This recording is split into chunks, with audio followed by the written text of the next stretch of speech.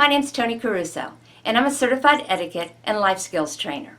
Today I want to teach you a simple trick so that you will know anytime you go to a meeting or a banquet or a conference, or even when you're just setting the table at home for a family function, you know where everything goes and you know which bread plate is yours, because that is the ultimate question for everyone when they sit down at a table. There's a simple rule, and it's called the left-right 4-5 rule. So what I'd like you to do is put your hands up. This is my right hand, and this is my left, because we're mirror opposites. So follow me. Right. How many letters are in the word right? R-I-G-H-T. 5 letters, right? How many are in left? L-E-F-T. 4. 4 in left, 5 in right. It's that simple. So when you sit down or you're going to set that table, you start with a knife. How many letters are in the word knife? K-N-I-F-E. 5 letters. So where does that knife go? It goes on the right side of the plate. Always remember, blades, any kind of curved part, it goes towards the plate. In other words, you don't want it sticking out this way, and if this is a sharp steak knife, you don't want anyone cutting themselves. So turn it towards the plate. Next, let's move on to the fork. Fork, F-O-R-K, 4 letters. It goes on the left side of the plate, right? So then we move on to the spoon, and you're already ahead of me, and you've gone S-P-O-O-N, right side. You'd be correct.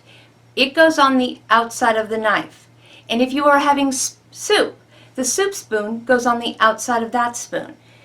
If you're having a salad, the salad fork is on the outside of your entree fork. So remember, if you sit down and there are a lot of utensils in front of you, you start on the outside in with every course. Now remember, once you've had your soup and you've used that soup spoon, it goes on the plate. When they remove the soup, they remove your spoon. The same thing with your fork. Your fork, you've eaten your salad, you keep it on the salad plate, they take it away, moving you in to the last utensils.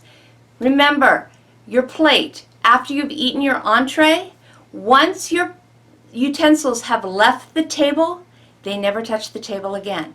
You don't lean them. You use your knife, you cut your meat. That knife is then balanced on your plate. It never touches the table again. And when you're done, the knife and fork are then taken away when the plate is taken away, leaving your table nice and clean so you can have a conversation with the people around you. But then you say, Tony, wait a minute. Sometimes there's that little fork and it's sitting on the top of the plate. What's that one for? That's a dessert fork. So when everything's gone, then they're going to bring you dessert. You're going to take that little fork and you're going to eat your dessert. What are you going to do with the fork? You put it on the plate, they take it away. Now, what about that pesky bread plate? You're thinking bread, B-R-E-A-D, right side. That's where it gets confusing. Bread is food, F-O-O-D, left side. So your bread plate goes on the left side. Your drink, D-R-I-N-K, goes on the right side. Drink, bread. A lot of people think, oh, well, I do the B, the D, so I know that D is drink, B is bread. If that works for you, that's fine. But let me tell you, when you're setting a table, you need to know these rules, and you need to teach it to your children. You might think they watch you setting the table and they know what to do. Let me tell you a little story. I have a 16-year-old son. 2 weeks ago, he went to the Youth of America Leadership Conference in Santa Barbara at the Reagan Ranch. He was sitting and eating banquets morning, noon, and night. He came home and he said, Mom, I didn't know which plate was my bread plate. So I'd wait till everyone sat down, and if they went right, I'd go right. If they went left, I'd go left. How many of you have done the same thing?